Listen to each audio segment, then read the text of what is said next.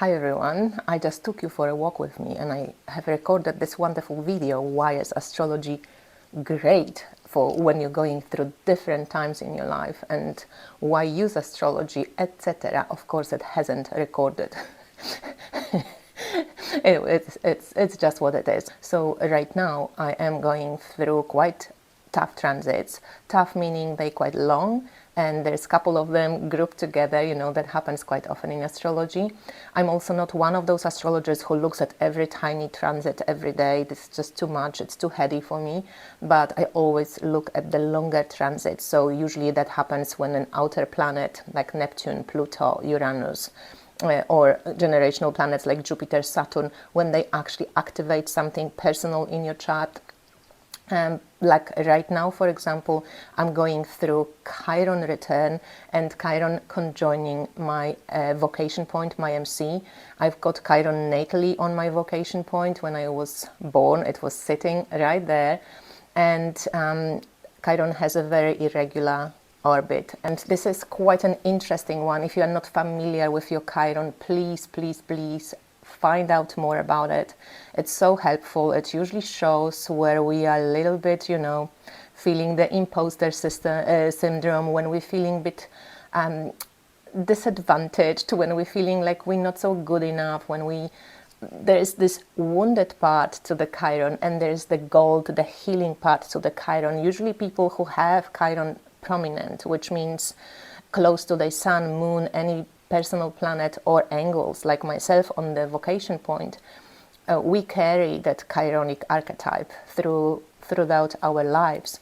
So I discovered Chiron first in 2004 when I went for my first astrology reading, and my teacher was collecting data. She was actually doing a lot of experiential practices concerning Chiron, because at that time Chiron wasn't that popular, right? Like it is right now in astrology. Not many astrologers were using it, and I experienced Chiron as the first kind of point in the chart through feeling it in my body, okay, and visualizing how it feels and experiencing it through sensations. So it was quite a powerful one.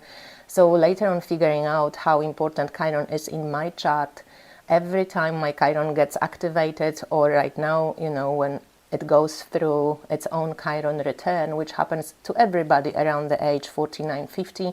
So if you have your Chiron in Aries and you are around 49 and 50, you probably are going through similar thing. And that transit always brings, like, depending of course on a person, right? But I have thought of myself like really working with my Chiron, getting to know my Chiron. Like I have this Chiron on vocation point, which is a career point, potential point, on like your public face point in Aries. So at some point I really struggled with figuring out what I want to do in life. Like I knew I have a lot of talents, but I couldn't just make, like connect the dots and say that's it. I always couldn't decide, I couldn't choose, I wasn't sure how can I best use these talents to actually do something that's meaningful. I wanted people, I'm a Sagittarius tropically, so like I need to have a mission, I need to believe in what I do. So at some point I befriended my Chiron. That's when my life really shifted and I started inventing my jobs. Aries is a pioneer. It's like go and pave the path, right? So I started doing this and it was working for me quite well.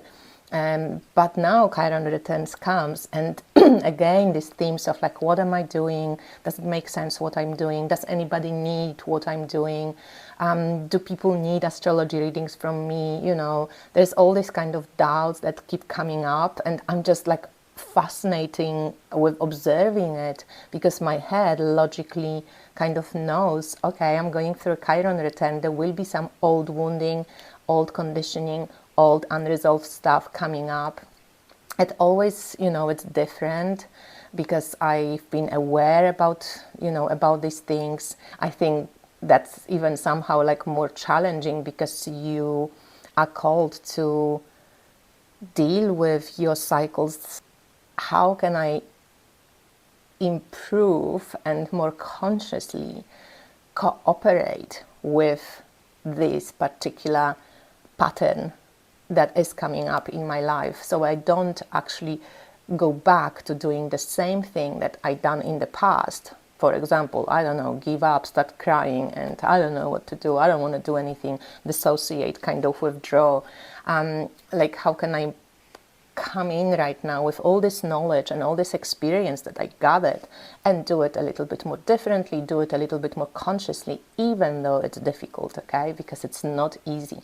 So anyone who has ever experienced Chiron transit, like Chiron conjoining Sun, Moon, opposing Sun, Moon, squaring Sun, Moon, Chiron opposing Venus, Chiron angles on ascendant, I think you probably will recognize what I'm talking about, because experiencing Chiron in our lives, it's just not easy, but that's also where a lot of our healing abilities, where our kind of gifts are buried, where we kind of are asked to face the experiences that we consider difficult and show our strength and our resilience and our compassion towards ourselves, that we can face it and we can deal with it.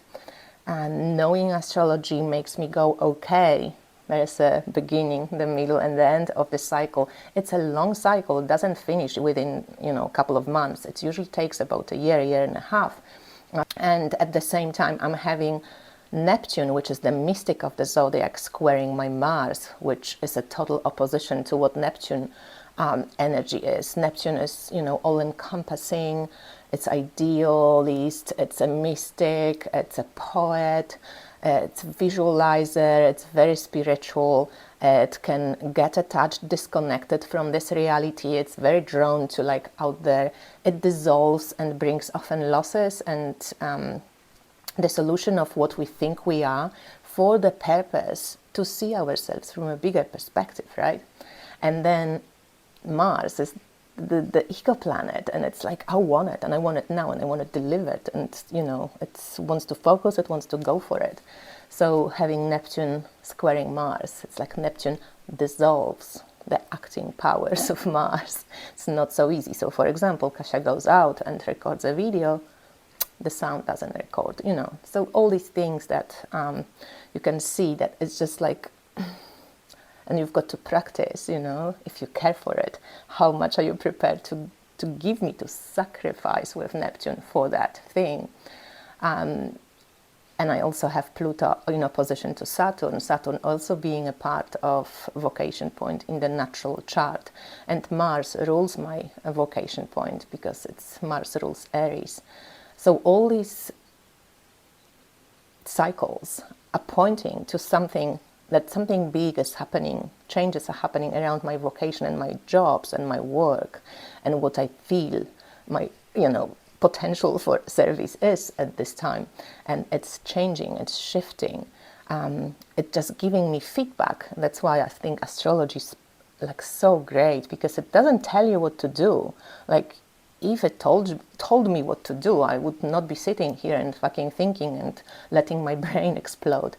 But it gives me a feedback, it gives me a timeline, it gives me pointers. This is important now, you dealing with this, and you all know it. Sometimes coming to an astrologer is really great for confirmation of what is going on for you, that you're not going crazy, that it actually is happening. It is important. You can deal with it. You will deal with it. This too shall pass. So I just thought I'm just going to come back and retell a story, which I thought was so much better in the first time I told it.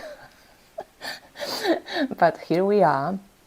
If you haven't ever had an astrology reading, guys, I highly recommend getting one.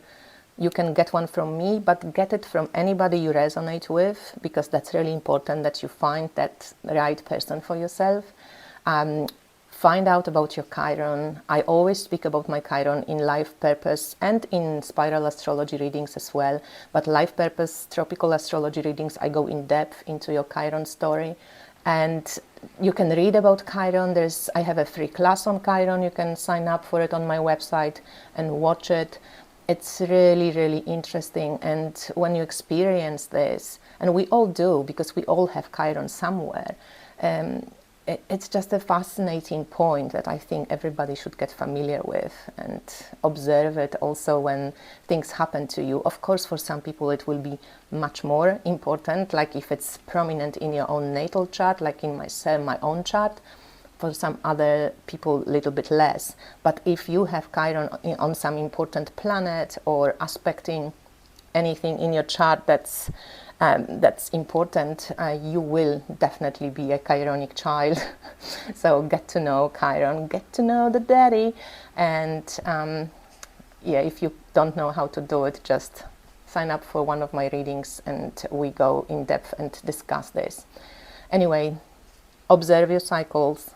If you feel you're going crazy, get help, like confirm things, get your timeline right.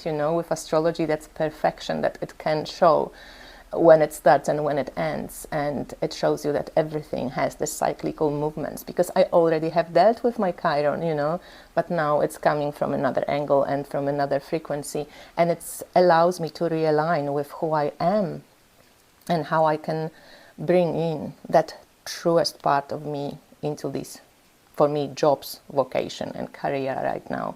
So there is changes happening, and big changes will be coming because it's just starting. So just saying, all right, bye guys.